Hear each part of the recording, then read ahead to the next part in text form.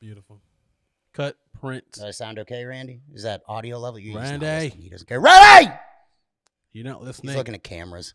He's trying to like make us look good. Right. Dumb. Doesn't realize It it ain't gonna look at work, the name. Baby. Do we need to look? Oh, y'all see the new logo? Oh, who did that? Who did that? Oh shit. That's Landmine Design. Made that. Landmine Design. Just in case you can't tell, I'm the guy on the left. He's the guy on the right. It's kind of weird. Like, we can't really tell the difference between us. I honestly can't tell at all. Why does my neck look like that? You notice that I'm not pointing to the right side for my heart? That's the first thing I saw is I'm pointing at the side that doesn't have that. Pointing at your nips, man. Just pointing at your nip. Dumb shit. Your nips are low as fuck. I guess so, right? Where are your nips? Titties. He did make me look stronger than I am, though, and I appreciate that. He added some muscle. He's a good guy. He did my tattoo justice. He did, dude. The first time he did it, there was no color in my tattoo, and I was like, dude, it just looks like I have chest hair. Can you, like, a ridiculous amount of... I was like, can you throw some color in there so people tell what it is? Yeah, it's a Firebird. That's pretty good. That's pretty good. Yeah, he did great. Your hair looks like it's made of rope. Right? I don't even know what to call that. Am I the master now? Is that racist that I said that? I feel like I dived into it, but now that you said it, it does sound racist. I went with it, and then you just you made it weird. Just I got to bring it up. That's what we do, baby. That is what actually that's the thing that white people do though. Y'all the first people to bring up race amongst blacks. Really? It's so weird. Is that right? I remember me and Bridgett were literally in a restaurant minding our fucking business, and this white couple came up to us. Bridgett, what happened with that white couple at that random restaurant when Noah was like young, and she randomly told us that she loves black people? Yeah. What did she say?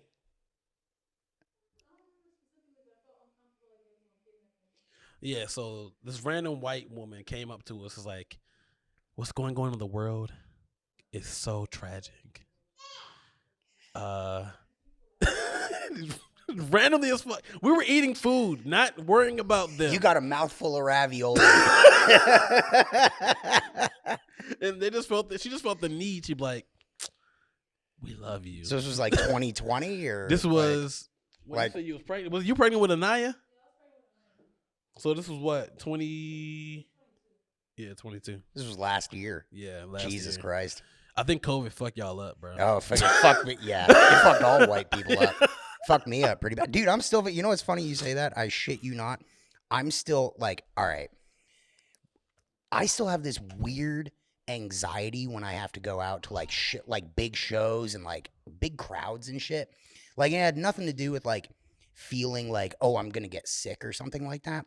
But I just get this weird anxiety. I think it was from like being locked up for like a year that I just get really awkward around massive groups of people. Like the first time me and Julia went out to, I don't know if me and that fucking asshole bitch, whatever. We can cut this. Randy, cut this! Bitch! I fucking hate you. Anyway, me and her, the first time we went out after that was to a metal festival in Philadelphia called the Philly Metal and Beer Festival. Mm. Obviously, we brought up cocaine. I think most of that coke was meth, though, because between the fucking that shit and me just being anxious, I could almost not even watch the show. Because just being around people, like, we had to keep leaving the room, and I'm just like, oh, God. And she was kind of the same way. She was like, yeah, I'm feeling it, too. We didn't sleep for like 2 days. Like I'm pretty sure it was mainly meth in that shit. Have you ever done meth? I'm never doing meth. Meth is amazing. I've never done meth. I've never done coke. I think You've never done coke? No. You're a full-blown adult and you've never done coke. What do black people do? Randy! I mean, I know you. I don't How is know. coke a white and black thing? Educate me, Randy. There we go. Black people don't do cocaine? Really? No, I mean we do it, but like not like y'all do it from like a birthright. We do it because we just do it if we stumble upon it. Maybe we grew up. We have to grow up in a certain area to be doing shit like that. Y'all just grow up wealthy, broke, whatever, just doing coke. I don't know what it is. We do a lot of coke. That is accurate. Y'all do the good coke though, because y'all don't go to jail for it like we do. Dude, I the other week.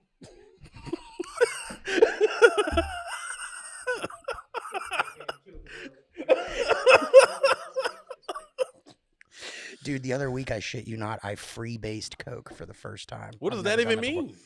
It looks like you're smoking crack, but it's not crack because it's not cooked like crack.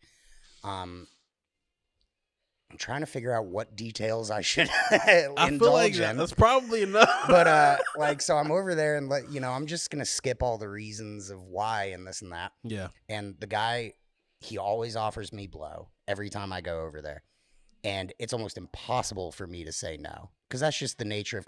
Are you okay? I'm good. That's like the nature of blow. Is it's so hard to say no when someone's just putting it out in front of you. So I was like, yeah, fuck it. Why? Sure, man. He dumps me out like this giant little thing, a good little pile. And he was like, you go ahead and do that. That's all you. And I'm like, fuck yeah. So I'm cutting out my own lines. We're having a great time. We're yucking it up. And he pulls out this little glass pipe and a spoon and a fucking torch and shit. Oh my God. And I'm watching him put the blow into this spoon, put water in it, torch the shit, get it up on the side. Like, it was a whole round. I'm watching him and I'm like, is that how you do it now? And he was like, yeah, man, it was really messing with my sinuses and shit. I like this way a lot more. And I'm like, he's allergic to coke. That's it's crazy. like, have you ever seen that movie Walk Hard? I haven't Where seen oh that. God. So he just walks in the room and he's like, I think I want to try that shit. And I told him, I was like, I think I want to try that shit. And he was like, are you sure? And I'm like, it looks great. And I got to tell you something, buddy. It was excellent. I totally get it. I will live vicariously through you for any coke, crack, extravagance. Randy, cut the camera. We're going to freebase some coke. Coke? Freebase coke? Randy, have you ever done coke? Neither of you have ever done coke. No. I'm just going to say something right now. Sure. I'm going to ruin both of you. Pop pills with whiskey and black. Well, that's more dangerous. That is more dangerous than cocaine, I would argue. Of course you would. Because you you take enough of those fucking pills. If you're drinking and you like take one too many, that's it. You're done. Coke, you would have to do so much fucking cocaine to actually have, like, the worst thing with coke is you're just going to be up all night, and you're going to feel like shit the next day. But like acid. Yeah. Oh but acid, God, I feel like with coke, you probably feel like with acid, it just, the first 6 hours are fun as fuck. But the last 12 are like, nigga, I want to go to sleep, please. Yeah. I want to go to sleep. You got like that headache, Yeah, it's like, I want to go to sleep. But the acid's like, nah, bro, we here. Mm-hmm. We up. So you guys are more the psychedelic type. I don't know. Or is that just you? I don't know. That's just me. I've done a few. I haven't done it my whole life though. Mm. That's the baby in the background. We got a baby. You know what? I'm gonna say something. This is probably gonna sound racist. This is almost definitely gonna sound racist. Mm. I wouldn't imagine you would be into the like psychedelic stuff because it seems it's like definitely some white people shit. Yes. Yeah, I guess shit. And you get brought up thinking like, oh, black people smoke crack, but shit it's like not. That, Oh, so wait, that last part is definitely racist. Yeah, that last part. That's because of Reagan, though. But yeah, I mean, we could dive into that how they were pumping it in. It's not. Yeah, dude, they were pumping it in. But when it comes to psychedelics, though, a lot of black people really do it. Like really? I'm sorry, like I found a community of. Renee, I hit the mic. Is it okay? Okay, I don't think Randy gives a shit, honestly. He's not paying attention. It's fine. The white people over there. Yeah. Old white Randy. tired of this Caucasian. But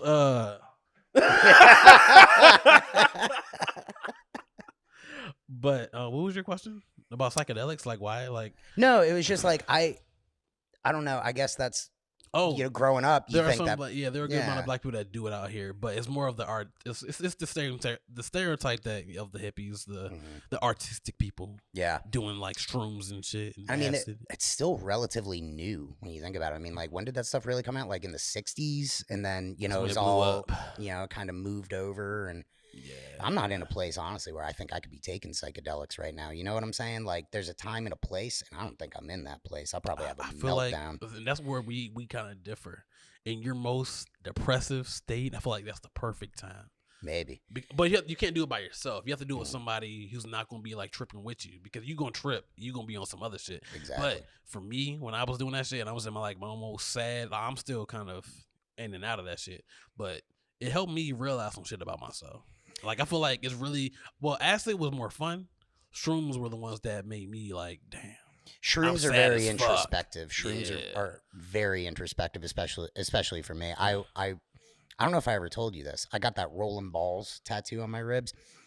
Well, my favorite thing to do at ECU when I was in college, this would have been 2008, 2009. We would just let people crash at our apartment, me and my roommate, and because they were selling ecstasy.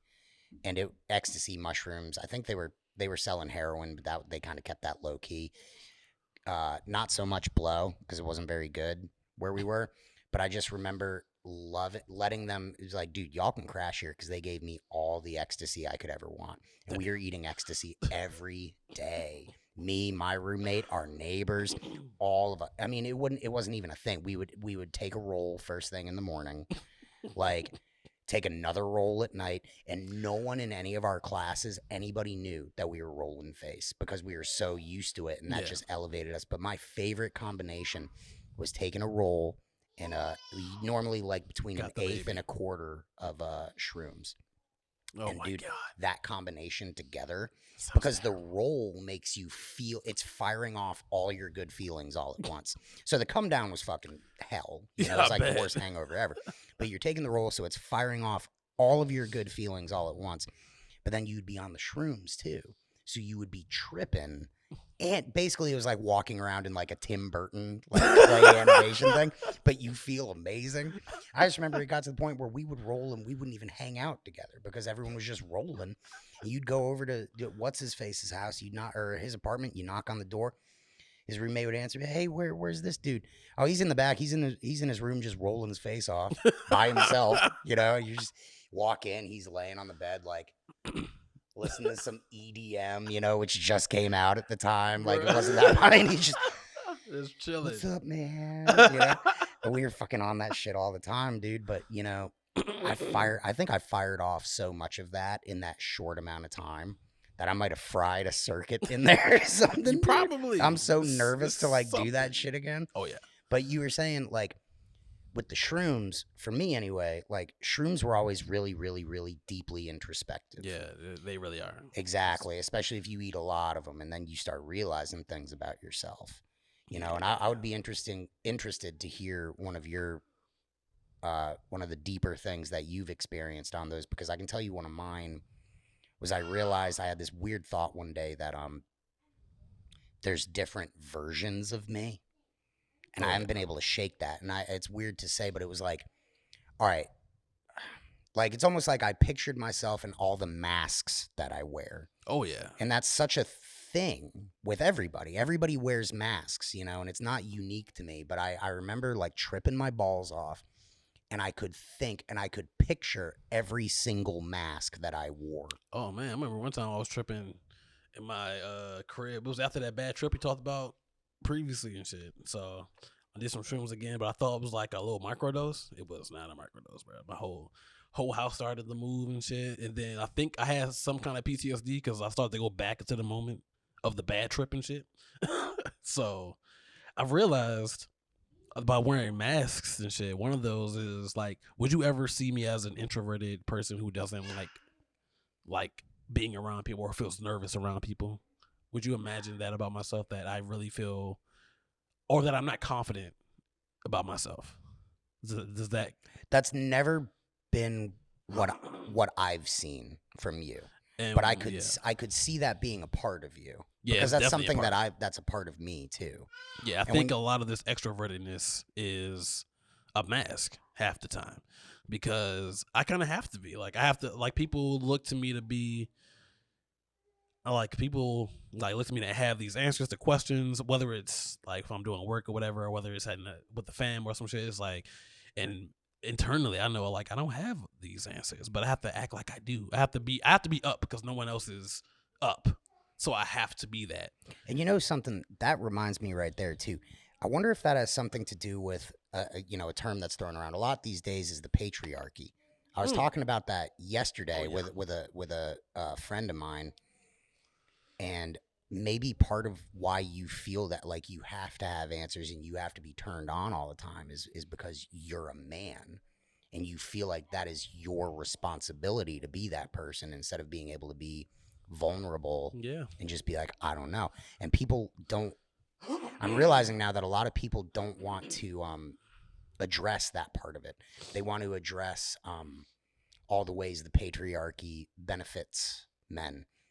But there's a lot of times where it really hinders just guys like you and me, where it's like, and it hindered my marriage. It's hindered me growing as a person and being able to be comfortable with myself, because I feel like I'm supposed to be someone who has answers, somebody who knows the next play, somebody who can fix shit, somebody who, like, I'm the rock. Yeah. You know, I'm the pillar. We have to be the solid foundation in our families. And I mean, there's just other, even with like other men who maybe aren't like, because there are other men who are just so okay with not being this stereotypical patriarchal man or whatever. And like, they look to you to be that guy to take lead and shit. And because if you've put on a mask long enough, you just come off as, oh yeah, he'll be the one to take lead and do all these other things. I was just telling Bridgett down there, I was like, or like we talked about it before, like the patriarchy is not just against the woman, it's against men. Yeah, it's literally invented to keep men and women in a certain place, and it pigeonholes them to living certain standards that make no fucking sense. It makes no sense to sit here and say a man has to be all these things and a woman has to be all these things separately, and they can't be these equal partners who do. Like, there's no reason why finances should make me feel less of a man if I don't have enough. There's no reason that if I don't have an answer to a question that I feel like I'm fucking up as a man. But that's how we feel. Or how to fix something in a car. Like, that's a big thing for me, is like, I feel like I don't have any handyman skills. Oh my God. And that always, like, in my marriage and all these places in life, made me feel like such a fucking pussy. It made me feel less than. Because I don't know how to fix a car. I don't know how to fix a sink. I don't know how to, fix any electrical issues or shit like that. You know what I'm saying? What'd you say, Randy? I think he said gay. Did he say gay? Wow. Canceled. Canceled. He's an Indian, by the way. Cancel him. You're canceled. We're all getting canceled. All right, Bridgett, you're in charge now. This is your show. But no, seriously, what he's saying is real as fuck. Back in especially growing up, if you're not doing these quote unquote manly things, you are considered gay or feminine or some shit. And nowadays it's a little bit different, where people are saying it's okay to be certain things or whatever. But back then, unless you were actually that, it was an insult. And can I say, something? I hate to say this, but it's true, man. There's so many women out there, and I'm sorry, dude, but it's true. There's so many women out there that claim that they don't like the patriarchy and stuff like that until it's benefiting them. Jesse. You know what I'm saying? You spitting today. Spitting, baby. Because there's so I they will talk shit about it until they need you to be that man that's supposed to be that. Until you're supposed to be the guy that can fix something, and then they're all pissed off at you that you can't. And it's like, I'm sorry, that wasn't my fucking upbringing. I'm sorry my dad didn't know any of this. He didn't teach it to me. And I'm sorry I didn't learn this shit. I wasn't interested in it. I was interested in doing other things. And that doesn't make me less of a man. It doesn't make me less of a human. But you're holding me to this standard that in one breath you're saying is this horrible thing. But in the next, when it would benefit you if I was more of a man, now all of a sudden I'm less than. And my thing is, growing up, it has been more women who have perpetuated this patriarchal stereotype than the men around me. Because the men around me are like, birds of a feather. Like, you're around people who are kind of like you or whatever. I didn't grow up with my father in the house half the time or whatever. And even when I was with him, he didn't teach me how to fight and shit like that. We just went bowling or read Bible verses and shit. There was nothing about my upbringing that said, you need to be able to fix shit. You need to, this is how you talk to women or some shit. It was none of that. It was none of whatever the stereotypical upbringing for men should be, I guess. So, or what they said it should be. Yeah, what they said it should be. So around women, you're told, oh, don't wait for me to kiss you. You have to kiss me. You have to be aggressive. You have to take lead. You have to, don't wait for me to hold your hand. You got to grab me and some shit like that. And then just keep going forward. It's a lot of women saying, this is what a man is. This is how you can get me. You have to be a strong provider. You have to have money. You have to do other things. And it's like, I've been blessed for the women I've dated. that I haven't really ran into an issue of having to be of a certain status, because I've always been honest. Like I'm not about to pay for everything. I'm not paying for nails. I'm here. Like if you fuck with me, you fuck with me. Like Yeah. I want to pay for dates, but I also like for you to pay for dates too. Like it's fine. Like, and I've been blessed to. I haven't dated any woman who's had an issue with that. Yeah. I've been blessed in that area.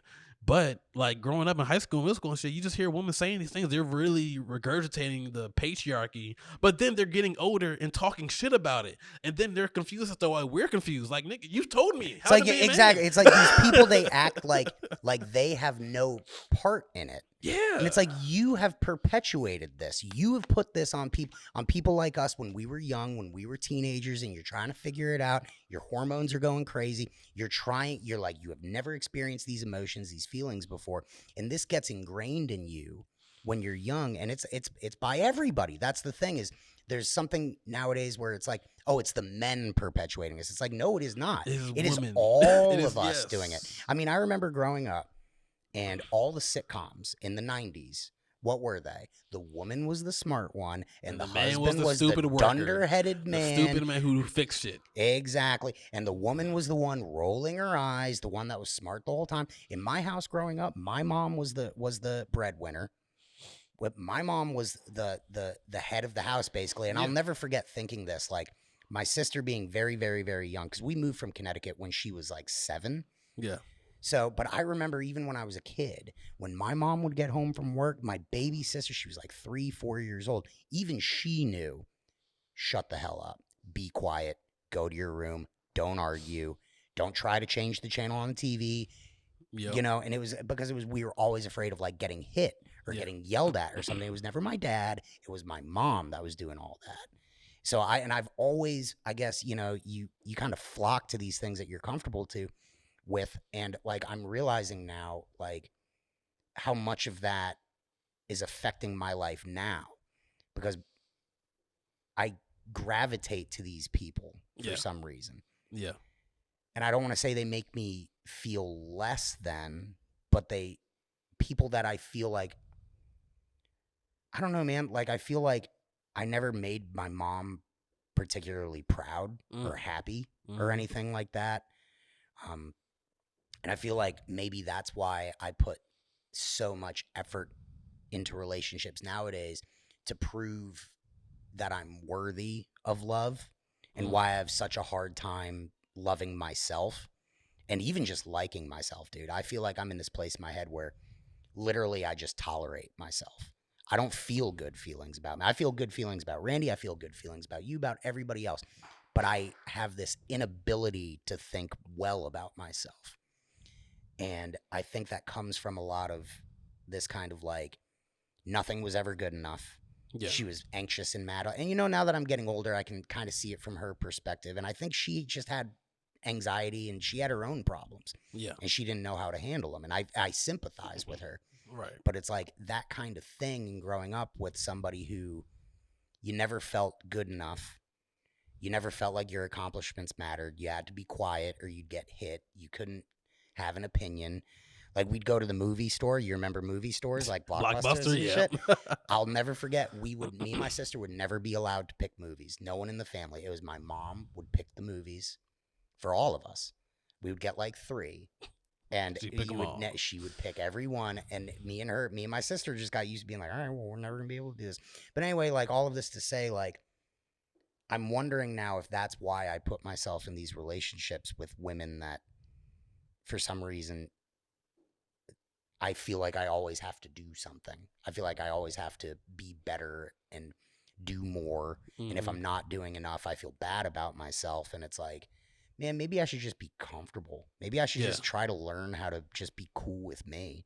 Yeah. I'm like in my mid-30s now and I'm having no idea how to like myself. It's a weird feeling. Yeah, it is. And I mean, just like I don't have the same story as far as with my mom or whatever, but there were a lot of times growing up where I didn't feel like I was enough for her, or I didn't feel like she was like, I could tell she was proud of me. Like I can tell that there was love, that she loved me and that she wanted me to succeed and all that good stuff. But I feel like the problem child. I was just telling Bridgett just a while ago, like a week or so ago, like I don't think there are times where I just thought that she didn't fuck with me because she kept getting mad at me about shit that I thought was just a normal, like I'm just going through the normal kid stuff or whatever it's saying, even as a teenager or a young adult, whatever. You know, people have this unrealistic expectation for men to be grown by the time they're like 12, 13 years old and to get it and to do right and not lie or not make mistakes, where like women are given this long period of time where they can make mistakes. They can literally talk to old ass men at a young age and like willfully, and they're seen as like always seen as victims. But if we do it, we're seen as perpetuators of that shit. If we're young doing that shit, the patriarchy. We're not given the same, what do you call it, grace that women are given because we're just men, or we're seen as men as kids. I feel like we're seen as men at a lot younger age than women are seen as, like, you know, women. Like women can sometimes be seen as more victims than we can. Like I've even had people tell me, like, oh, your friend was having sex at 12. Well, that's just because he wanted to. It's like, no, he's 12. Yeah, there's some adult there. Exactly. There's someone like not sex with other 12-year-olds, sex with older women. Yeah, that woman is wrong. That him being 12 and thinking that shit is okay is fucking him up. Or even if it's he's not just fucking getting him into puberty. He's Yeah, just discovering he's his just- first boner. Like, he's having these Like, fucking thoughts. yeah. But yeah, no, you're exactly right. Like if a 12-year-old boy has sex with, like, I don't know about 12. Let's say 14. Let's say 14. I'm 15. saying 12 because a lot of just a lot growing up. A lot of the stories happen around 12, 13. Really? It was really young. Well, I mean, that woman then is a fucking pedophile, right? But a lot of even like, and I know nowadays it's being talked about a lot more about how wrong that is. But back then it was just seen as just a rite of passage. Yeah. Oh yeah. And I know for the 12-year-old guys going through it, it felt good or whatever. But like even women were like, oh wow, he's cool. He's this guy already doing this. Like, man, I can't believe 12. Yeah. Good Like Lord. what is? I don't. They know were what's just going learning on. how to do multiplication tables 2 years I literally ago. have this one friend I think he was like 13, 14 years old, who he had a girlfriend at the time, and her mom, while her daughter was asleep, came in and slept with him, or invited her to his room or her room or some shit in the house and slept with him or whatever.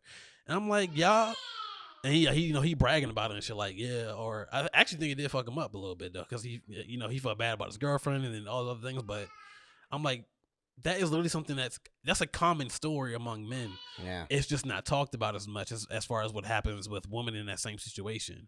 And I feel like there's this real disconnect between the problems that men have at the hands of women versus the problem that women have at the hands of other men. Like it's this big confusion. It's this big idea, and it's not even an idea. It's a fact that women are attacked a lot more. They're assaulted more, raped more. That's that's fact. Yeah. But what part of that story is not being discussed about as far as the statistics of men who have been molested and raped and sexually assaulted? That is just not out there. That's just not being counted because they don't feel like they can talk about it because, again, their feelings are just discounted as, oh, just be a man. Just grow up, toughen up. You had sex with a woman. You're not exactly. You're good. Like, dude, there was this episode of South Park, and I love this episode. It's very funny. I'm not trying to throw them under the bus. It's so fucking great. But there's a whole episode about this where an older teacher is having sex with Kyle's younger brother, Ike, I think is what it was. And Ike's like basically a baby in the show. And they're talking to the cops about it. And they go, "What? A teacher's having sex with a student? That's absolutely insane. What's his name?" And they're like, "No, it's a woman doing it." And the guy's like, and they immediately, it all changes. And they're like, "Wait, so you're telling me this kid's getting some fine older tail?" Nice. Yeah, like that's the whole thing is they were like, nice. That's how it is. That's how it is, dude. Like you're expected, like, but no one ever, like you said, no one ever talks about that other side of it, how dark that is. It's just as dark. And I think that's a big thing that's missing nowadays is it's like we talk about all the time. Everyone tries to put people in boxes. Everyone tries to put people on teams based on what genitalia they have, what their skin color is, where they're from, Politics. north, south, east, west, politics. That's a big one too. And it wants to put people into boxes and then assume things about people based on the boxes that society establishes, the patriarchy and all this shit establishes. And now that I'm getting older, I'm starting to realize, like, yeah, the patriarchy is a very real thing, but it's not just perpetuated by men. Yes, you know, it's like and all I've been wanting like people to understand is, yes, there are men at the top controlling a whole lot of shit. Maybe a couple men who have just been perpetuating a whole lot of shit, but it's been so ingrained in our society that women also perpetuate this shit, whether they want to believe it or not. If you believe that a man should provide, you are perpetuating the stereotype of the patriarchy. It is just a fact. If you expect your man to go out and work on your car or mow the lawn, that was a big thing. Like, you know, like doing any physical labor. Like, that's a man. Because I remember hearing that, like, it wasn't even that long ago. It was a couple of years ago. I mean, me and her, we stopped mowing the lawn because we both hated it. So we would just pay somebody to do it. Yeah. But I remember hearing so many times, like, what a man's work was. And it's like, and that was perpetuated on me put on me by women, what the man is supposed to do. And I'm like, okay, well, now here we are, 2023. And I'm like, well, which is it? You're right. You're like, is this like, so it's all awful until it's time to mow the lawn, until it's time to change a tire, until it's time to do something like that. It's all terrible. And I'm not saying all women. Obviously, we're not saying that. But it's one of those where it's not obvious, Jesse. The comments are probably gonna be like, these people hate women. I know. This is why they have issues. And, you know, you gotta like talk to people. And you know what's crazy is that you get older and older and you realize, like, we are all victims of this, dude. I mean, there's varying degrees of it. It's all a spectrum. Yep. But you cannot put people into boxes. You can't draw lines because that's what the fuck we have done forever. Just like we can't put women in boxes. Even further. Yep. I feel like it's happening more and more nowadays. Oh yeah. Like now there's more identities, which is great. Good. I mean, good. Like, I don't care if you identify as man, woman. I don't care if you're fluid. One day you're a man, one day you're, I don't care. I'm going to do my best to honor that because I love you and I respect you. And if that's what, if one day you're this name, the next day you're that, great, dude. Seriously. Like, I love that. And I feel great that people are comfortable enough nowadays to be open about that. Yeah. Also, at the same time, it's like, don't jump on me if I can't keep up constantly. But it's like, also at the same time, it's like, what we're seeing now, you cannot just keep putting people into boxes. I mean, outside, I mean, what you just said is not even just don't jump on me for not keeping up, but don't jump on me for not feeling the exact same. Like, I love you for you. I will, if I mispronounce your name or misgender by accident, just please tell me. Yeah. Like, don't like, I'm not going to be that person who, like, I'm not going to give you the proper grace that you, like, you deserve to be. If you wake up and this is how you feel about yourself and you know this is within yourself, then I love you. Yeah.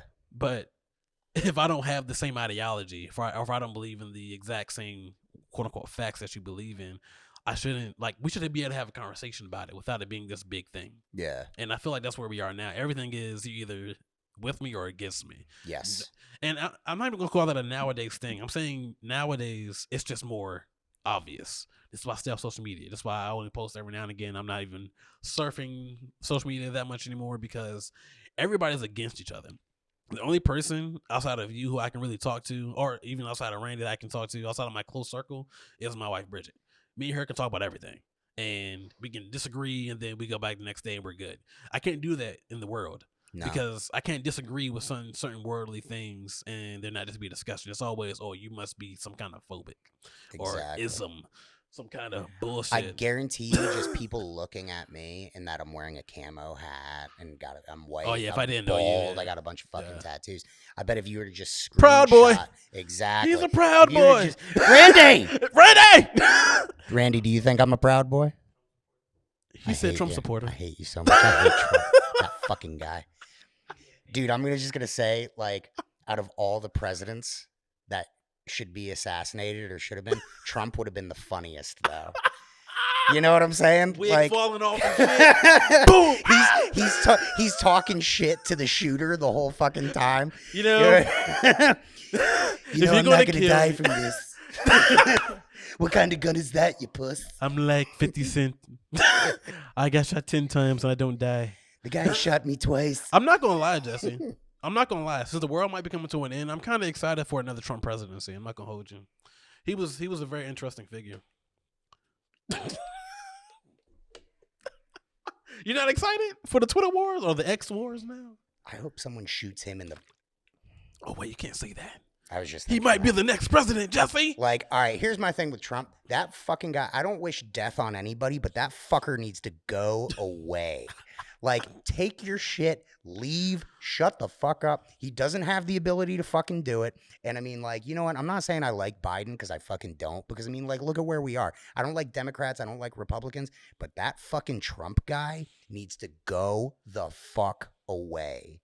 Like, he has done enough damage, and his ego is so fucking big, he is not able to see the damage he has fucking done. I love his big ego. I can't believe you just said you're looking for... Did you say you're... I just want to quote you right here. I want to quote him right here. Looking forward to a Trump presidency? What I'm saying is, if Trump becomes president, like, it's going to be lit. Literally. We're going to burn the fucker down. You have to understand my perspective. I'm going to give you some context, right? Yeah. So a lot of shit going on in Iran and Palestine or whatever is going on in that area. That's pretty sure it's Israel, but you know what? Yeah, Israel and what? Palestine? Wait, you fucking anti-Semite bastard. Some shit over there with the people. All right? And then that's leading... Randy, reel it back. Let him get the country. That's right. Leading to other wars. Oh, yeah. I feel like look, if World War III is happening, I'm cool with Trump being president because if the White House get bombed, guess what? You know what I'm saying? I think we all win. All right. That is the greatest perspective on that I've ever heard. If World War III is happening, I'm okay with Trump being president because they're going to bomb the White House. Okay, I get that. I could see that. Dude, I'm just shocked that nobody has tried to pop off on this guy yet. And I mean, I'm not saying I want that to happen. I do want it to happen. But oh god, we're all like they shot Kennedy in the fucking head. They tried to take out Reagan. That's a whole nother thing. I mean, like, but like, how has no one tried to pop off on this guy? Because he's an idiot. That's why he's an idiot. Seems like it would be easier to pop off on him. But that's why. It's because he's funny. Dude, I will say. I'm saying he's hilarious. I will grant you that. That fucker is goddamn hilarious. Like, some of the shit that comes out of his mouth, I hate him. And I'm looking at the TV and I'm like, but then he'll say some shit and I'll be like, that. It's like watching South Park in real life, man. Yeah, dude. It's like, I can't take him seriously, even though I have to, but I can't. You ever feel like we're just in like this? Like, it's weird. Like, I really do feel like sometimes like we're in this alternate reality. Like, how the fuck did we come this far? Where this fucking the guy from The Apprentice, bro. The guy from the fucking Apprentice. God, look at you. I gotta work on those traps. Got to, bro. Goddamn, oh god. I wonder what Donald Trump has to say about that. Maybe we can get him on the show. Randy, you want to reach out to Trump's people, see if we can have him on here? I mean, just play him the clip of him saying, you are a proud boy, Randy. So I feel like you can do it. Randy is a proud boy. He's never on camera, right? No, he's never. You're a Christian Proud Boy? Oh, God, they're the worst. Oh, my God. A Christian Proud Boy. Ugh, who did we... They burn crosses. They burn black churches. Do they? Do Christian... They do? I thought they just wore Hawaiian shirts and bought all the tiki torches from Lowe's.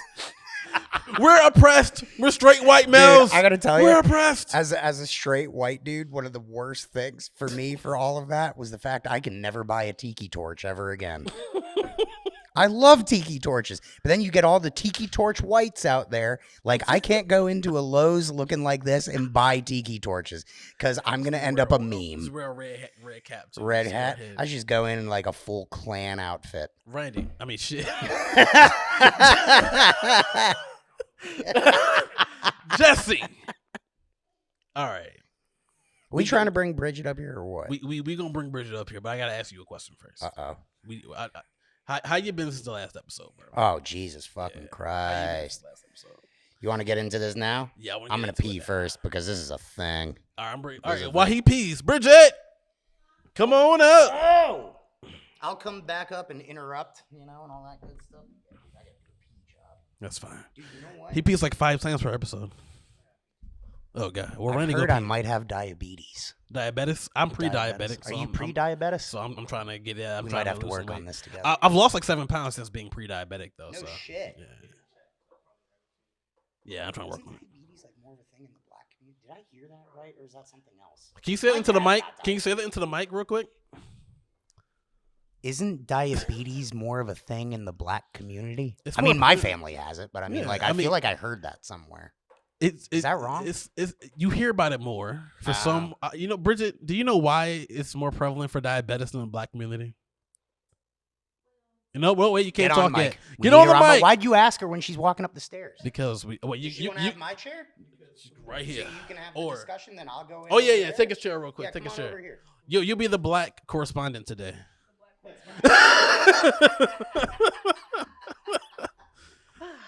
You have to pull the mic to your face. Why do black people? Why is it seen? Why are people saying that black people have diabetes more than like any other race?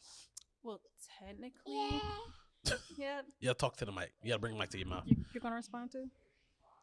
I was gonna say, well, technically, what had happened is when slavery was actually going on about 400 years ago, and the slave owners would celebrate and have ham and other trimmings and whatnot.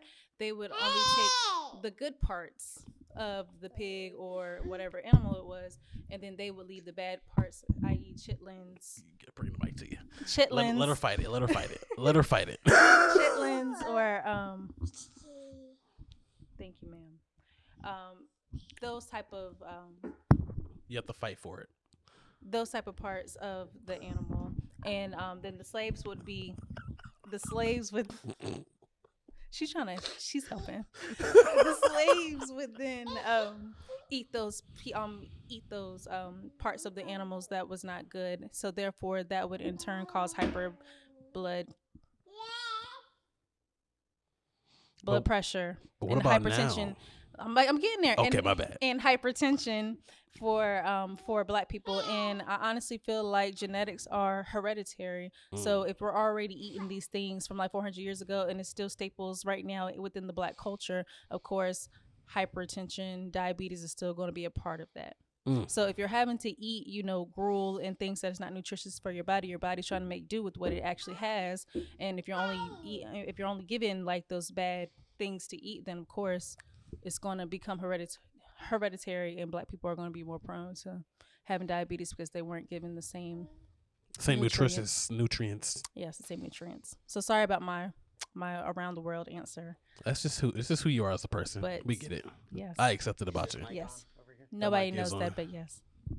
Oh, Randy! I swear, Randy, they yell at you so much. Randy! Like all the time, just stay Bridgett, yelling. what race is Randy? You better not. But he already stated it earlier. What race is he? You know what? I'm just not gonna answer. I heard the word slavery as I was walking downstairs. And Oh, I was yeah, like, I'm the- so glad I'm not up there. You know what? Because I'm looking at the camera like, mm-hmm. It's okay, Jesse. You are invited. You are a part of the family. It's Jesse, okay. now that You are a part of the family. now that we Jesse. have a love black you woman up guys. here, can you tell her why you wouldn't date black women? Huh? Please ask me that one more time. What the fuck? I'm sorry. At the end of this, Jesse, I just want to hug you. I just want to hug you and just say it's okay. I just want to hug you. Let's do that right at the end, and let's get it on camera, Randy. Get it on camera. Me getting hugged. He said he don't date black women. You want to explain why? I literally just got up here 10 seconds ago, and you're immediately jumping into that. You I know, am jumping honestly, into I that. kind of feel some type of way for black women because at the end of the day, black women are still the least picked amongst any other race. Like even within our own race, we are picked Really? the last. Yes, as far as being married and having stable relationships and marriages, black women are the last group. You can See, look I it don't- up. No, I believe you. He just, has it's one of Google those right there. things You I can look it don't- up. I totally believe it. It's one of those, I don't understand it because my thing is, are we talking about like that whole personal preferences and personal attraction kind of thing? Oh, gotcha. Oh, me move forward. Good. Yeah, let's talk about something else. Randy, get us off this real quick. Randy, help me. Help. I don't have the Get chips. me No. out of here. Okay, hang on 1 second. Okay, why are you telling me about the chips? Go get some chips. Okay. Thanks. Thanks for throwing. I'm literally up here for 10 seconds, and he's like, "So why don't you date black it's women?" okay. Jesse, It's go okay, ahead. because actually, I want to be a part of like that next episode when we do talk about this. We should. Hell yes, yeah. I definitely want to be a It part came of up that. because I told him I don't date white women. Oh, thank God. You know I what? forgot why Honestly, it came. I'm not. You should say what you're gonna say. Say it. Say That's it. why we're here. That's not racist. Because you don't date white men. Okay. Would you marry a white man? No, but I actually wanted to date a white man at one point in my life. But would you marry a if white I was man? given the opportunity back in the day, I would have loved to date a white guy just to see what it was like. I'll just okay. You know what? That kind of warmed me up. Now I feel a little more like I can tell. I can say it now. Like it's just okay. It's my penis. That's all it is, guys. It's just my penis. Okay, honestly, I want to say, even though people say that black men are supposed to be well endowed and this, that, and the third, like who you are is like who you are. It's not necessarily just. I do want to put a flag in that statement. The right penis. there. I do want to put. No, it's not that it's that. For some reason, God, I hate the fact that I'm saying this on camera right now. But for some reason, Yeah, we have kids. there is a there are Yes. Yes, I have my egg 1 and egg 2. Oh my God! Yeah. But Just go ahead. all It's right, fine. I can. I'm like looking at a child as I'm saying this. This is crazy. I'm gonna put my hand up. Can we put a Ronald Reagan mask on him or something? But it's like, White face? like White face, Jesse. But no, it's like, okay, so I've only been sexually attracted to white women. It's not a conscious thing. Like you know, here's the thing. I know and I recognize beauty in anywhere really. Right. And an attraction beyond physical. I've absolutely been that way with women that aren't white. Like I've like had this like, hey, I'm really attracted to you, like your personality, and like we gravitate together. But it's like, for some reason, what I'm sexually attracted to just seems to be blonde white women. Specifically. At least that's the way it's been for like a decade. Now, you know, you go through different things. Like I've you know, other... You've had a black face? I throw her in blackface. What I need is a blonde white woman that I just throw in blackface. Randy, cut that. Cut that out, Randy. I didn't mean it. Just I actually really don't mean that. I said a black phase, not black face. Oh, I thought you said black. I thought you said black face. I was like, wow, Drew. I said phase. Like, I thought I knew Have you had a black phase? No, but I thought I knew you. No, but it's like, but like for real, like there's like I get a. Oh my God! But it's like I've been like super tight and almost romantic like with black women before, but it's never crossed that line of like a sexual thing. You know, and It's because I feel like you didn't allow it to. Maybe I don't know. It was never Because, really in my that head. close then. But for me, I was never given an opportunity. You know something else too, and I'll say Only I feel black like there men was have always ever part of this. approached me. This might have I don't know. This might have something. God, this almost sounds. Now that I'm verbalizing it, it sounds kind of fucked up. But it was like they were all so much stronger than me. And I think that kind of goes into the patriarchy that we were just talking about. I wasn't going to be able to. I was just going to be this clown joke white guy. You know, like I can't live up to that kind of power. You know, and there's something intimidating. And honestly, I want to insert something in there. Yeah. Irony, insert. Look, ma'am, you're going to go over here. She's going to go over here. Okay. You sit down over there. Okay, so now I can actually get my clear thoughts together about that. Me being a black woman, like my whole entire life, and me identifying as a black woman. Okay, so when you said that you felt like you were not going to be strong enough, for said black woman, like there has been an ongoing, lifelong, generational issue with that. as in like making it seem like Black women always had to be stronger and you have to be independent and you have to take care of yourself, you have to take care of your family, you have to do all those things. And I don't believe that it's fair to us Black women, because we want somebody to want to protect us, we want somebody to want to care for us, we want somebody who's going to love us, and it's a stereotype. Honestly, bottom line, it is legit a stereotype. Totally. You said that you're goofy, you're funny. This dude is like the goofiest, funniest dude that I have ever like met in my life. Like, he doesn't try to take anything seriously at all. And I hate that that's the end that you got put on, and making it seem like all Black women are, you got to be this macho man because that's who I am. And all Black women are not like that. And, I'm so glad you're here and we're talking about this, because like to hear that perspective, I've never heard that in my life before. Oh, no, it's very, well, I mean, it kind of goes with what we're talking about here. You know what? That's the best right there. I don't know why. I don't know what we were thinking. I guess it could be a camera thing. Can they see you? Can he see you? All right. But like, I think that kind of goes with kind of the theme of what we're talking about today, is all these labels and stereotypes and images and ideas that no matter how much you try to fight it and get away from it, like, we were all brought up in this. And whether we want to admit it or not, whether we want to accept that, let him say something. What do you? This top. The top. Oh, there you go. Why you blew your top over here anyway? Because he wants to be involved. Go ahead, Jesse. Let him sit in the chair. Wait, you want to sit down? You want to sit down? Come on, you can be a part of it too, buddy. Yeah, Hell sit down. yeah. You have something Let's get the to whole say, family. sir. But like, it kind of goes with what we're talking about today. Like, you have these things that are put on you your whole life, and we all do, and it's all a spectrum. It's all varying degrees. And, I'm not trying to sit here and be like, oh, well, I've been such a victim my whole life, because there are certain ways I have been, but there's a million ways that I haven't been. And I think what we all just need to practice more all around for all of us is just empathy, man. Facts. And not like letting everybody and all these other people and all these, I don't know, institutions tell us. What we need is more stuff like this, where we're just like talking about it and being honest, because it's like, wow, I've never heard that perspective before. And that really resonates with me.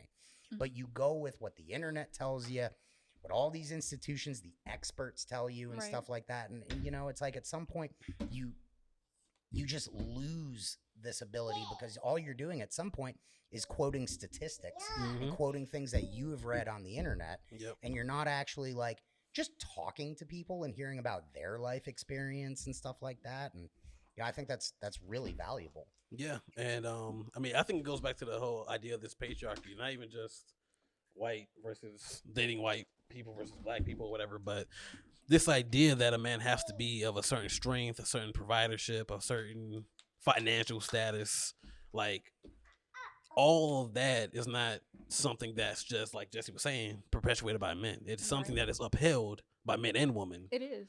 And especially like when you bring race into too. it, though, like Black women have, I'm strong, I'm independent, right? I'm Because, this. I mean, like, if you want to, you can't be no bitch with me. No, you can't be no X, Y, but and I'm Z. saying, but if you want to talk about that, though, I mean, like, it all goes back to like the government pushing the Black man out of the house and forcing Black women to have to be the backbone and the strong person. So of course it's going to be generational. So if my mother or her mother told her that, hey, you gotta make sure you have more than such and such man, and you gotta make sure that you're working twice as hard.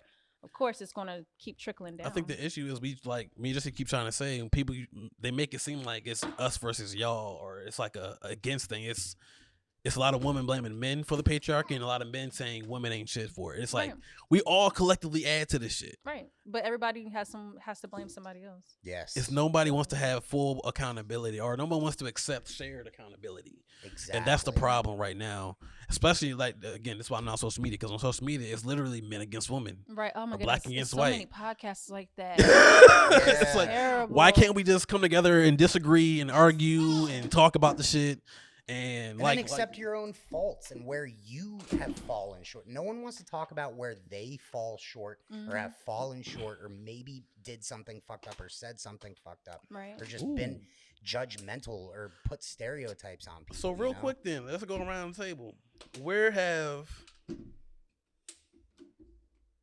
and we can, I can start on mine starting, but where have you perpetuated the stereotype of the patriarchy? Where have you been the problem in the patriarchy? For me, it's this idea that I have to work all the time, and that when I'm at home, I don't want to do certain things like stay in the bedroom with the kids and get them to sleep. I think that's perpetuating the stereotype of what a man should be doing or should not be doing. Or that I have to grind myself to a fault of stress and crying in the car and shit because I'm doing too much and not having any time to myself, or I'm not making enough money. I think that's me perpetuating the stereotype of the patriarchy. And for Bridget's sake, it's unnecessary because she doesn't even pull me to that standard. She wants me to be comfortable and relaxed. Like, I'm lucky to have her in my life, but I still do these things. I still perpetuate these stereotypes within our household that don't need to be perpetuated. That's how I think I add or contribute to this whole idea. I would ask you, do you think that that's something that you are that you're putting on yourself, or do you feel like that's something that's been put on you and you're just in a place that you don't know how to let go of it? Yeah, I don't know how to let go of it for sure. I think it's something that growing up, like I said, without the typical father figure, and I'm not saying my father wasn't there, but he didn't teach us the stereotypical shit. Like, I didn't learn how to fix the car, build shit, fight. Like, we learned about bowling and some other shit. Like, now I love that for myself. Like, I've never felt bad about not being the stereotypical macho alpha male, some shit, whatever you call it. But it's been ingrained that you have to be of a certain status, you have to be of a certain way as a man. And now that I'm older, I feel like I have to be this guy. Like, it's not even I can't stay home. I was telling Bridget, if we were to switch roles, I would fold. I can't be at home. I can't just sit at home and be. I imagine you would just feel so bad about yourself. Yeah, because that's every time I would take do a too. 3-day break and I'm not doing shit and I'm just watching TV, I feel I have failed. Yes, I'm not doing shit. And honestly, she didn't feel that way. Yeah, I wish. Anytime that I'm like sitting around for too long, I start feeling bad. Whether I'm tired or like, you know, maybe I need that rest. I'm like, no, you got to do something. You have to get up right now. You have to go fix something or some shit. Is it, you know, your experience with your dad reminded me a lot of my experience with mine. My grandfather, so my dad's dad died when he was 6 years old. And my grandmother had to bring up 3 kids, and this would have been in the 60s. And my grandmother had to bring up 3 kids by herself, and that was at this time where that wasn't really like that was really hard, you know. And my dad was the youngest, and so he always just happened to something really big. Oh wow, really big. Okay. How big was it? Yeah. What are we gonna watch? We're just gonna keep watching this white woman talk about shit. Yeah. So it's fine. Keep this going on. Yeah, let's just keep it going. Let's keep going, Jesse. As long as it's on mute, who cares? Yeah, she's a decorator. She's like, I don't know what to do. No, she is a legit decorator. She would decorate anybody's house for them. Hi, you're the cutest thing. You know that.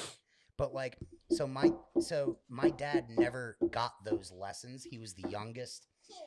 By the way, based on the names, I'm pretty sure he was an accident. So my grandfather's name was Robert, right?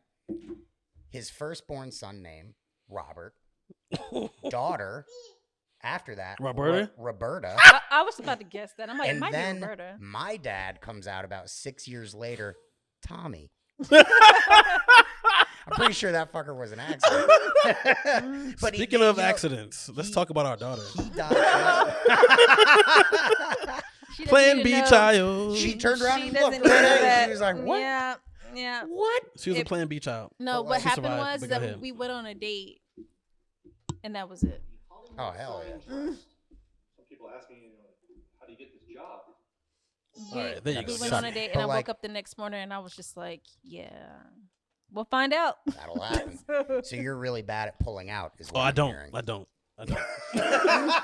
That's the patriarchy. Right? Yes, I want 7 kids. I think that is a direct consequence of the patriarchy. So like 7 my kids. dad, like his father died when he was 6 years old, which by the way, I couldn't even imagine.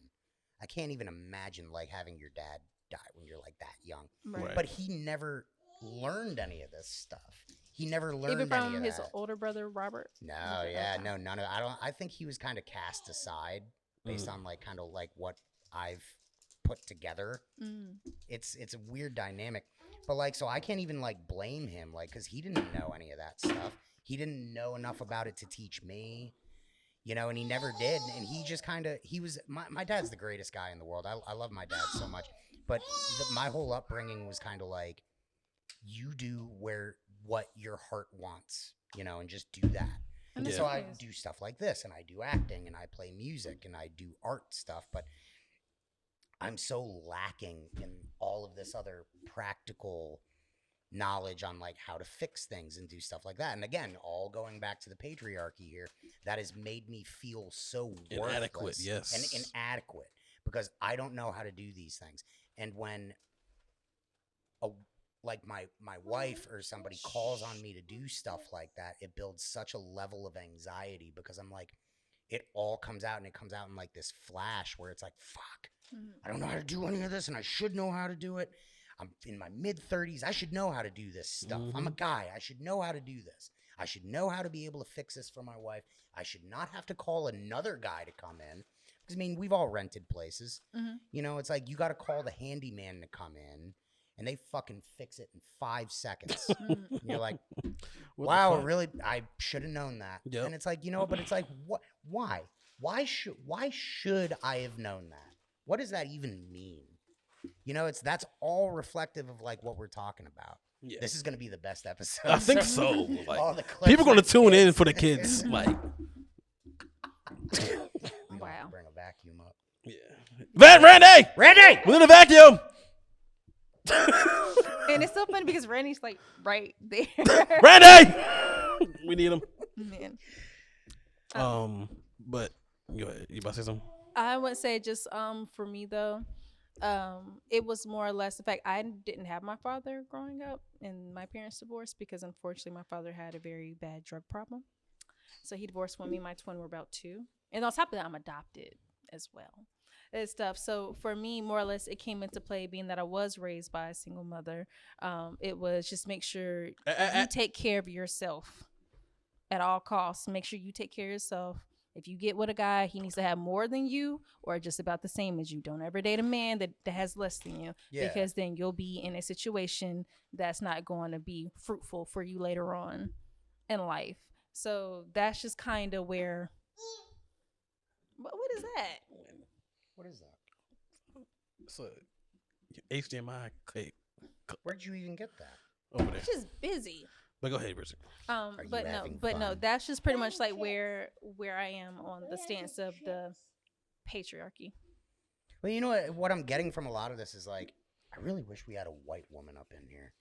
Yeah. But I mean, like, but it's like what I'm hearing, so much of this is like been put on all of us. Like you feel like you are living up to these things, these standards that you learned when you were really young, and you've been all of us, you kind of fight against it. You're deep down, your inner, your soul, your psyche, whatever it is like fighting against these things.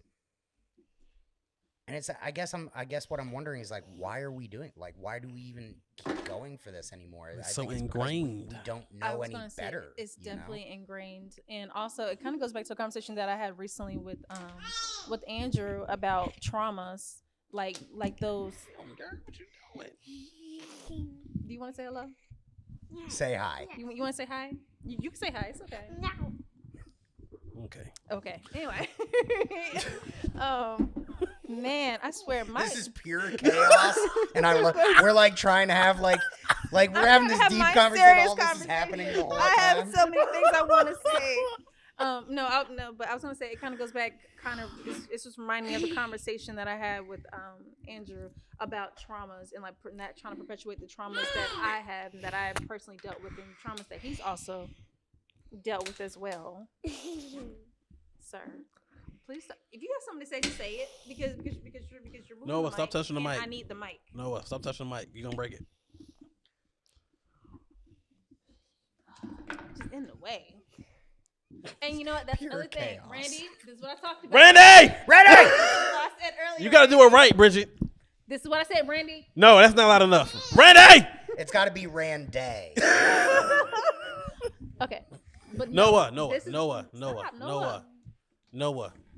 but this is what I said earlier, though. See, the Noah. chaos is on the mom side and not the father side. You see this? You see it? That's And actually very I hope accurate. everybody It's sees very- this very true. because the chaos is over here with me. She's not wrong. I'm like, and they have both active parents. Is it because I'm on this side? They're like, I don't know. It could I don't be. know that guy. No, No, I don't think they're so. mama's children right now. Yes, they are Yeah. definitely my children. But when he's like 8, he'll probably gravitate more to his father. But finish your thoughts. You have 2 seconds before he comes back. I don't even know anymore. It just Shoe. Have a shoe. Thank you. That's so nice of her. Look at that. She's like, Thank here, have my you. shoe. Thank you. I'm gonna give it back to you. Man, But this- yeah, we're definitely not trying to perpetuate like those stereotypes and also those unrealistic expectations on the both of our children. And Yeah. sometimes he really has to check me because sometimes like how I was raised and the ideologies that I was told and taught and whatnot comes out, and he has to check me and pull me back and say, wait, no, Bridgett, no, because I don't want my children growing up feeling like they're less than or inadequate, and I want them to be the most well-rounded individuals that they can be. No. He wants to be on camera, and I'm like so mad. Anaya, what are you doing? No matter what. I love these kids. So like yeah, so It's gotta be even part of every though episode. so even though we both are still stuck in the cycle of the ma'am, it's just y'all just doing a lot. Like just They're so go busy. over there for 1 second. Go over there for 1 second, please. Hi. Please. You can You're just- so cute. you can Those slide pretty little back. eyes. Yes, but at the end of the day, we're not trying to instill the same ideologies into know what, our that's- children. It's interesting you say that because it gave me this thought, like, you know how every generation kind of goes through its struggles, and you never know exactly what that's like gonna be and what that's gonna turn out to. Maybe the burden that our generation has is to be that bridge. Not that bridge. Maybe we're blowing up that bridge. Yeah, we think Right. Between that bridge. the old way of thinking and the new way of Right, thinking. right. You know, and maybe like when we're all old someday, your kids, they're not going to think of any of this stuff the same way that we think of it. That'll be a distant afterthought. No, play that. Right. You know, they'll be like, oh, this is the, because Because like, even now, I mean, like you said, it's still so much pressure because you're trying to battle those old thoughts and not trying to live and think that way that you did and, before. and we knew when we were kids, because I feel like No, downstairs. okay, so like racism was like alive and well not that long. It still is. And it still but, is. But I mean, Yeah, I was like, gonna say, it it was still is. so black and white not that long ago, like really bad. Right. And I remember And unfortunately, growing up, like we were born in that century too, when it was still when Exactly. Jim Crow was. but I definitely remember More front and growing center. up, and this was in Eastern Connecticut, Or play it and downstairs. I definitely remember it was a bunch of old white people that taught me this, but it was very black and white that the racists are the bad guys. Right. It's as simple as that. Mhm. If you are racist, if you judge anybody by their skin color or their gender, anything like that, and this was in the 90s, that you are the bad guy. Only bad people think of it that way. Mhm. And this was like a very, very religious white community up north. And they were giving that to us. Like, we do not think like that. And if you think like that, you're a bad guy. It's as simple as that. And that was in the 90s. So here we are, 30-something years later. Mhm. It's very alive. It's still alive and well. Right. Patriarchy's still alive and well. But we are the people now that are like, now we're having kids. Mhm. And I mean, imagine the lessons that your children are going to take, like from you being so much more open-minded than any generation before you. I mean, I think that in a way we're all, and I hate to use this phrase, but it's like we're playing our part. And maybe part of what we are here to do is to, I hate to use the term like progressive or anything, but like to be the most progressive people that have been so far. Right. And so maybe our kids, your kids, like they see it even less than we did, you know? Because when I think about like, God, what it must have been like to grow up in the 60s, completely different than the 90s. And that's not that big of a difference. But do you know what's crazy though? In the 60s and before then, black families were more together. Right. And But actually, again, it was I've like never even heard that. It was before. it was the government though. the that government came pushed through the and was black like, man nah. out. Because I mean, just because of Jim Crow in itself, and like the jobs that black people were subjugated to have, which is like sharecropping, or you're like working in some type of retail or some type of manufacturing. hospitality position and whatnot, like those are not sound secure jobs. Like that's the reason why initially when FDR had signed the Social Security Act back then, it was at late 1930s, early 1940s, he was still president. And they had discluded all of those quote unquote jobs and stuff, especially in the South, because those are all the jobs that Black people could actually have and keep. And like they were still being paid like the minimum. And I don't even think minimum wage was a thing back then. But they were still paid the absolute minimum. And so because we're already struggling to even just put food on the table and for Black men to even have jobs, and when they start taking away like all of the automotive manufacturing jobs, like all the jobs and skills that Black men would use to like with their hands to actually provide for their families, and they took all of that away. Like what else can we do? Like, you know, we need help. We can't survive without this. So it plays a role in it. And also just for, sorry, no offense, Jesse, but just for Black people and stuff, and the reason why we're still behind and why there's still more Black led single women family homes. All right, before we... There's so much to unpack, but you know, so much, I feel like we need to like really do more of this. Yeah, like you say that. I mean, like not even your perspective is. I haven't heard so much of this, and I mean that's just and all jokes aside, though, I agree with you. Like we need to have like, you know, either a white person, another white person in the room, like maybe another white woman to maybe give just a different perspective. I would like, in my things with this podcast, I think it would be great to have people who literally counter all of these views and could give me a different perspective of all of what we're talking about. Maybe we're missing something, you know, maybe there's something. You know what? I was about to say, as long as they're not assholes. No, they could be assholes. Part of me wants to bring some of them on here too. We need some assholes. Like, let's really hear it. But we need the assholes who who actually appreciate the conversation. Still kind of like indoctrinated though for them to believe and think that. Yeah, but maybe we can. My whole thing is we can disagree wholeheartedly about everything, but as long as it's coming from a place of this is just what I truly believe, not just I hate you because of X, Y, and Z or whatever. I think that's different. But we've kind of gone down a rabbit hole for this podcast. Yeah, sorry about that. I want to go back. Awesome. You know, it's been great. It's been great. Really stuff, man, I do want to ask you again though. How are you doing, my guy? Oh shit. Yeah, we back to that. How are you doing? Christ, she hasn't seen the other episode, so there's no context for that yet. But how are you? I guess probably better than that one night that you're probably thinking in your head. The other night. I was thinking about the podcast too, but I know what night you're talking about. Yeah, dude. I went very, very, very, very dark for a minute there. I don't know if either of y'all got sick, but something was going around. It was like it wasn't COVID, but I had this gnarly cold, the worst cold I've ever had, like in my life. That wasn't COVID. I could have swore it was COVID. I took multiple tests, nothing. So I don't know if he's told you like what I'm going through, but like, so I'm locked in this room because I'm sick. I'm living with my grandparents who are, you know, they're old. They have dementia. So when I get sick, that's quarantine. No matter what it is, I'm stuck up in this room. Right, because their immune systems. Exactly. So I'm up in this room. I'm sick as fuck, going through some really bad personal shit, and at the same time, I was also trying to get back on my anti-depression medication. Years ago, I was diagnosed with major depressive disorder, anxiety, all these bad things, you know. And I couldn't.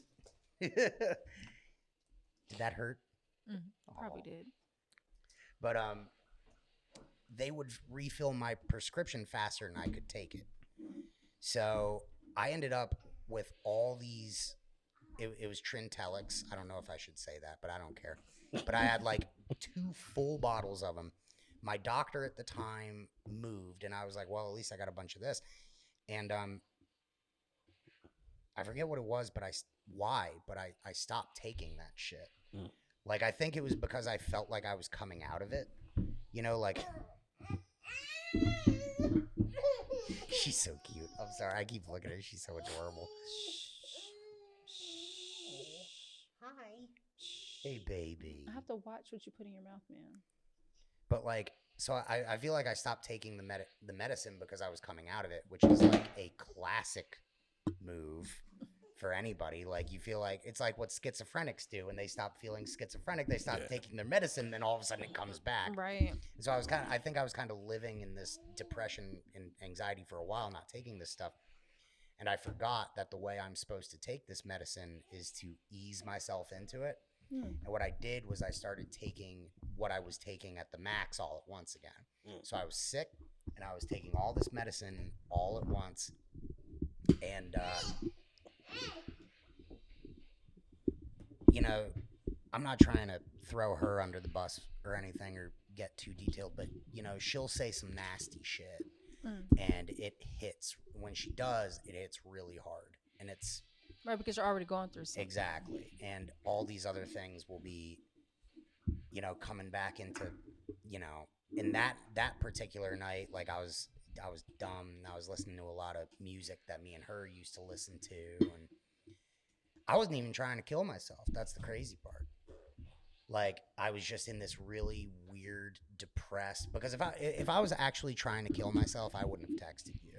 Yeah. I wouldn't have hit you up, you know. I didn't tell you about the text. No, oh my goodness, I have to hug you even harder now. Oh, dude, no, I was hacking the shit out of my wrists. That's after all the anti-scarring stuff that I've put on, but I was just taking a razor blade and just going to town. Like listening to Pink Floyd, just indulging in this super depressed. And it, you know, what's crazy is like, I wasn't even trying to kill myself. Like if I'm being honest with you, it felt great. It felt so. You were trying to feel some shit. Like, dude, just because I'd never done that before, and I don't know what came over me, but I had razor blades for cocaine. That's what it was. I had razor blades for cocaine. And I hadn't done blowing forever, but I had a bunch of these fucking things, and I was just so depressed, listening to Pink Floyd, thinking about where I was. I was sick. I was locked in this room for like fucking days, and I was just like, fuck it. I don't give a shit. And I hacked the shit out of my arm. Like, and for some reason, like, and this is all part of, I think, like, this all coming together at the same time. Like, I'm texting him pictures of it. Oh, wow. You know, I'm texting people like, hey, just hanging out. It was when I got really fucked up. I didn't see it until the next morning. When did you get really fucked up? When I had to yell at your brother. Oh, yeah. And I'm just sending, like, blood dripping down my arm. My arm can open up, like.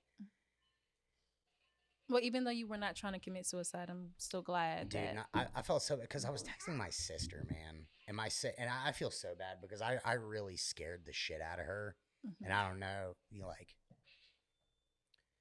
Still having a hard time forgiving myself for that, but she called my mom, and all of a sudden I heard a knock on the door, and it kind of like clicked, you know. I was like, oh fuck, because my arm's like bleeding. I'm bleeding into a trash can, you know, because I didn't want to make a mess, so I put a trash can under my arm and would just be like listening to this fucking live. It was Pink Floyd Pulse. I was watching the fucking DVD. And that was a big thing for me and my wife. And I wasn't even trying to kill myself, but I was just like, just going to fucking town, dude. And all of a sudden I hear a knock on the door. And mom's like, hey, Jess, you okay? And I'm like, oh, fuck. And I realized what happened. Like, somebody called my mom to come in because they thought it was like a real suicide attempt. Right. And I'm lucky that nobody called anybody. Because they would have put me in a psychiatric hold if they had seen that. But it was this weird...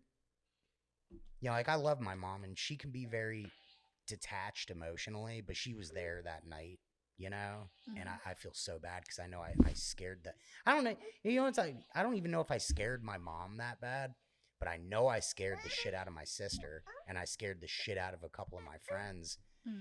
And I was just in such a shitty... And you know what? This really got, you know, this kind of reflects, like, now I realize when you hear all of those commercials for depression medicine and shit like that, when they go, this may increase your depression or suicidal thoughts and ideation, that's exactly what happened. And you know what's fucked up about it? You don't feel fucked up. You feel like you're sober, but your fucking emotions are all in these crazy, weird places. Like, because I felt like if I was going to... You might see a titty. Show the tits. Show it to the camera first. Randy! Zoom in! Zoom, Randy, zoom! We appreciate breastfeeding here. We don't discriminate against breastfeeding.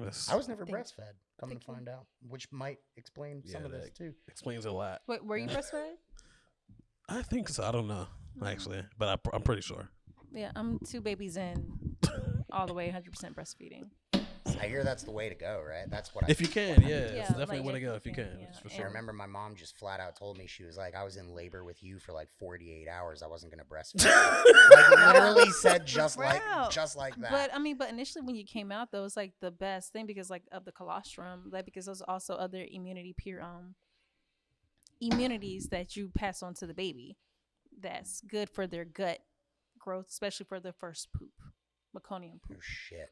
Yeah, I was So- bottle fed from the jump.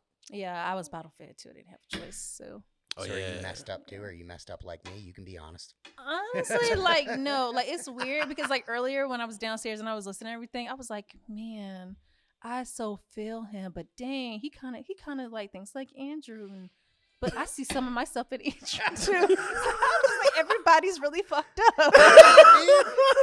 I thought- We're all fucked up. God Everybody's damn it. fucked up, like, We're all fucked up. We're all fucked up, and the thing is, we're all in it together, though. That's it. And they're trying. Me and Andrew talk about this all the time. It's like we're not gonna let these people divide us and make us think like, oh, we're so different. It's like, no, we are not. We are very, very, very similar. It's all shit that's put on us, you know. Patriarchy, all this stuff. Plug time. Plug time. Plug. Who you got? Who you gonna plug? All right. I am Jesse Razzle Dazzle Glands. Please look up my band. It's called Shanked. Shanked. We Like have, wait, like the jail? Like if you're in prison? Oh my God, Yeah. it's like you're shaking. So Yeah, much. like shanking. So yeah, the band's called Shanked. We have a show December 13th at the world famous Milestone Club in Charlotte, North Carolina, with the legendary I Hate God, our friends in Cosmic Reaper. The legendary I Hate God. I want to go for that. Oh my Dude, Hey, I Randy! Hate God rules. Randy! Randy, You gotta go! Now Randy has to go. God. What are we talking about? I hate God. So there's a band called I Hate God, and I Hate God is spelled like the I. And they've been actually, you know what's really cool? They don't even talk about religion so much, but I mean they were all like the big thing with them is that like I'm sorry. We have to pause for a second. Yeah. Why am I the only one with my shirt off, Jesse? This is ridiculous. I'm sorry. This is craziness. You're right. I didn't even realize. Jesse! Done slacking. Pop it off. Is that okay? That's Let me see if perfect. I can bounce my titties like you can. Here, do it for the camera so you can. See, like your titties look like they're fat, but you can move them. All right, all right, hang on. Are they moving? No, sir. no, you're just I'm not sure. breathing. What you're... No, you're only breathing. Hold on, let me actually try. All right, hang on. Again, It's just your you're stomach. What are you breathing. doing, bro? I'm trying to move my tits. I don't know how you do that. Your tits look bigger than mine. Because I It's have not muscles. breathing. Yes, Muscles. Does he only work the glam muscles? Be honest with me. No, he works everything. No, he works everything. You'll be honest with me. Does he only work the glam muscles? Yeah. All right, go ahead with your plug. All glam muscles. But yeah. So what I love about I Hate God, I've been listening to them forever. They're more talking about addiction and just basically kind of like the stuff we've been talking about. You know, Real but life yeah, shit. Yeah. But they're headlining the show again, December 13th, the Milestone Club in Charlotte, North Carolina. And for It those is. of you who don't see this episode until after December 13th, my bad. Our bad. Bongfoot is opening, and then us, Shanked, Cosmic Reaper, and then the legendary I Hate God. We're really hoping to sell that one out. Hi, buddy. How are you? I have a plug. We have a film we're going to be doing a table read for later today. Ooh. It's called Grace, and it is about nothing of the sort. That's exactly right. Interesting. How would you describe Grace? the plot for Grace? Eli is a troubled preteen boy struggling with the tragic death of his father.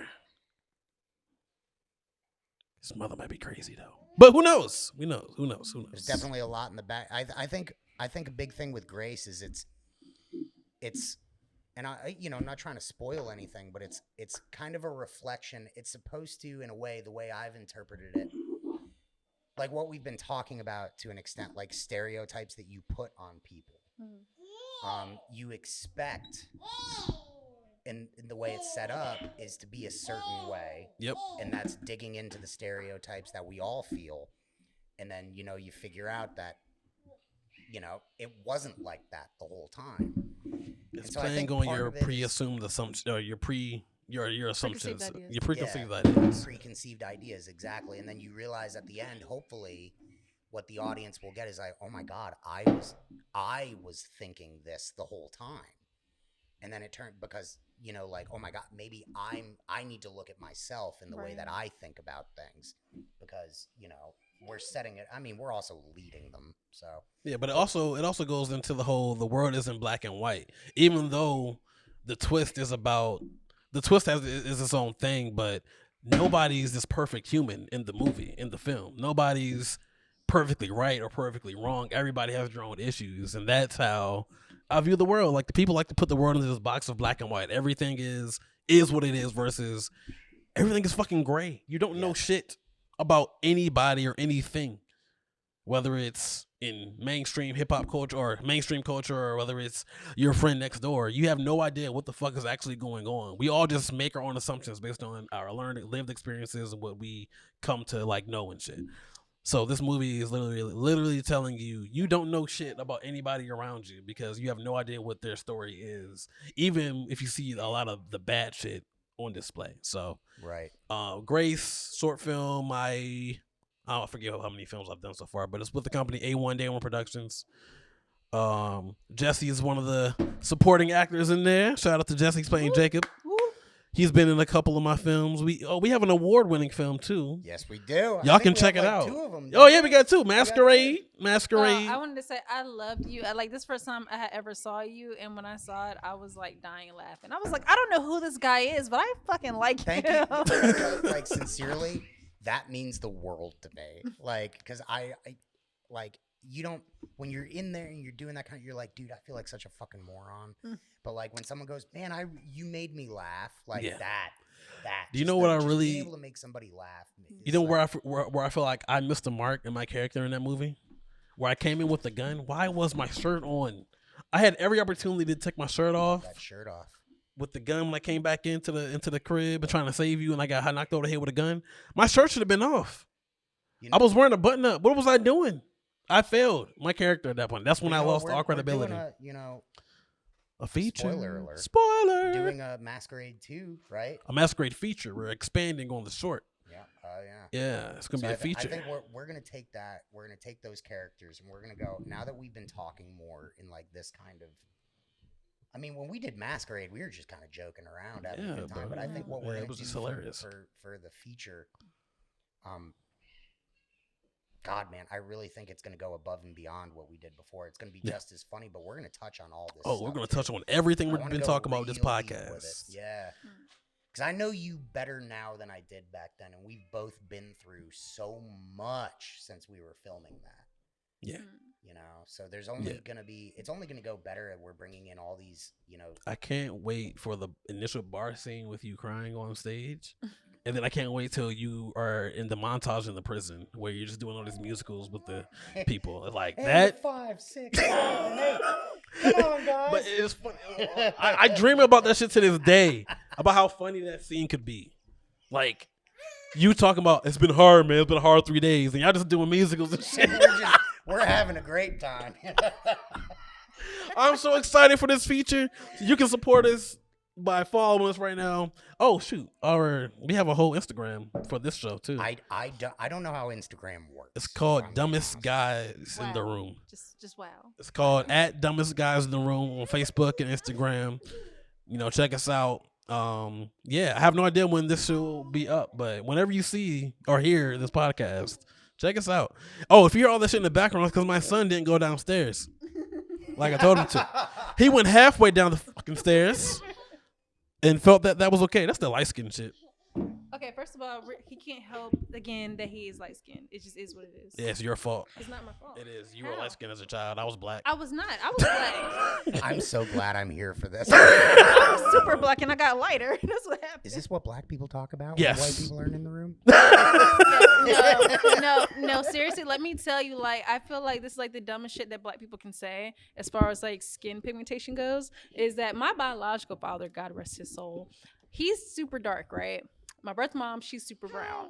She maybe a little, yeah, she's about my color and stuff. And so me and my sister, we were very dark skinned and whatnot. And so they had a one night stand, and then boom, me and my twin happened. So when we Oh my God. found him and whatnot, because we were one night stand babies, and everything, like we had a DNA test. And first, he wasn't for certain when he saw us initially before we had the DNA test. Because me and my sister were so much lighter than him. So when it came back and he was hit in the face twice with the 99.998%. It's still that we were point like, 002 though. Huh? It's still that point 002. Okay. That is Yeah. what a black guy would say. Yeah, but I was just like, but I got to say though. So again, Damn it, Anaya! How is she even doing that? she fixes everything. She's Mrs. I Fixer. don't know how she's even figuring that out to like take it apart. She could probably teach me something right Hey, now. is Alan gonna be mad, bro? It's like, oh, Alan's the actual owner. Alan's the slave owner of Randy. Randy! But it was nice when I got to shove the test in his face and was like, you can't go off of skin color. So it's just been an ongoing joke between me and that guy over there. About You know, our son. Jesse didn't know that white people can't have black babies. Hold on. Oh no, it wasn't Jesse. It was a black guy who didn't know that. Okay, I was gonna say I was like I don't remember having that discussion. Anaya, don't short out the cords. I'm not trying to pay this man any more money. I don't want to pay any more money, Anaya. God damn it. All right, Jesse, we gotta. Are we at time? All right, you know what I realized? We never did the proper introduction, so we will do an outro. My name is Jesse Razzle Dazzle Glands. I am Chocolate Drizzle. Chocolate motherfucking drizzle, and together we are the dumbest guys in the room. No, say who you be. This is Urban Myth. Give Bridgett a shout out here. Oh wait, I got you. This is the illustrious. I call her Big Peach Fiance because she has a big gluteus maximus, and I love biting it. Bridgett, introduce yourself. Who am I? Romeo? No, Romeo. I'm Romeo. They can't hear you. You gotta bring the mic up. Romeo. Ooh, that was sexy. Say it again. Slower. Now put the mic in your mouth. Say Do that. Hold on. No, we can do that. Do the what is it? ASMR? ASMR. Your name is Max T. Max T. Max T. Man. That is Plan B. Surviving Plan B over there. Shout out to Anaya. Anaya. Your name is Gravedigger? Like he's in the Monster Jam stuff. Dude, you know what's funny is the grave digger. I shit you not. When I lived in Connecticut, they used to, in Ashford, the town next over, they would keep all of those monster trucks there when they would do a show in that area. That's fine. Why am I bringing this up now? The podcast is over. We are the dumbest guys in the room. Love you. Dab on them. Say bye.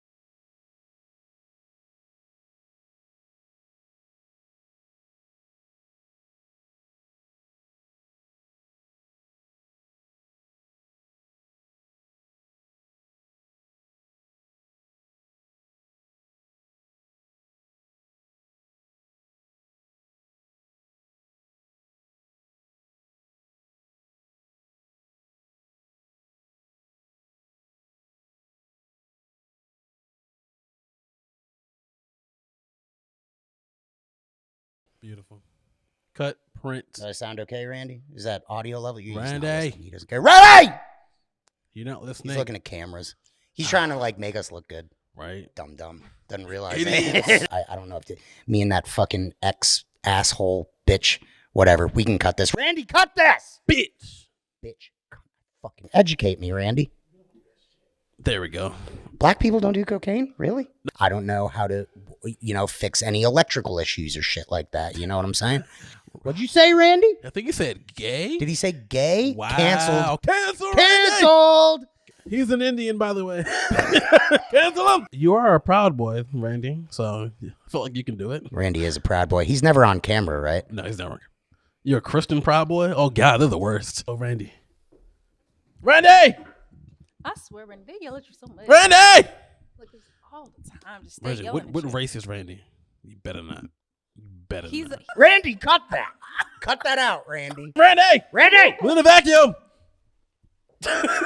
and it's so funny because Randy's like right there. Randy! Randy, this is what I talked about Randy! earlier. Randy! This is what I said earlier. You gotta Randy. do it right, Bridgett. This is what I said, Randy. No, that's not loud enough. Randy! It's got to be Randy. Okay. But no, Noah. this is, Noah. Stop, Noah.